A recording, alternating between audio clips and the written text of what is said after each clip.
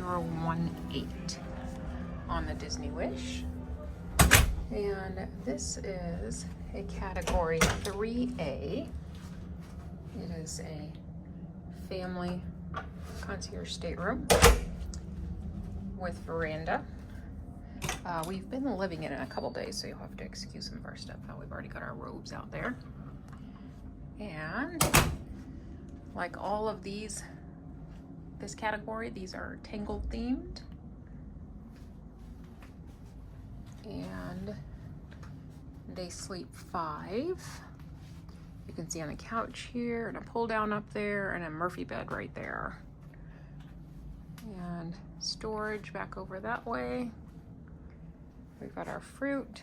There is a refrigerator there, a nice lighted mirror, a makeup mirror as well, or a magnified mirror, and a standard size veranda. We are in Nassau today.